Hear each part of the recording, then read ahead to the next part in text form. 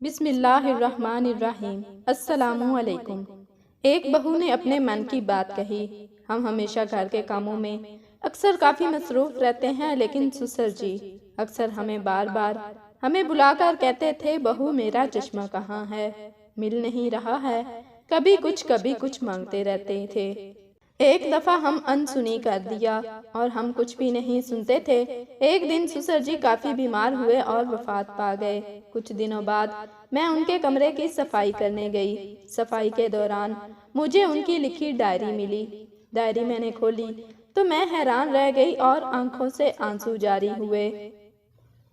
اس میں سسر جی نے لکھا تھا کہ میرا بیٹا اور بہو گھر کے کاموں میں اتنے مصروف رہتے تھے کہ میں اکثر جان بوجھ کر چشمہ یہاں وہاں رکھ دیا کرتا تھا تاکہ وہ میرے پاس آئے اور میں انہیں پل بھر دیکھوں، ان کے ساتھ چند لمحے گزاروں، اپنی شفقت بھری نظروں سے نوازوں، ڈھیر ساری دعائیں دوں، کچھ پل ان کے ساتھ رہوں۔ کئی دفعہ ہم بڑوں کی باتوں کو سمجھ نہیں پاتے، نظر انداز کرتے ہیں، وہ ہمارے ساتھ چند خوشی کے لمحے گزارنا چاہتے ہیں، ہمیں اپنی شفقت بھری نظر سے دیکھنا چاہتے ہیں۔ اگر گھر میں بڑے بزرگ ہوں تو ان سے روز ملو اور چند خوشی کے لمحے ان کے ساتھ گزارو، یہی چند لمحے آپ کی قسمت بدل سکتے ہیں۔ جزاک اللہ۔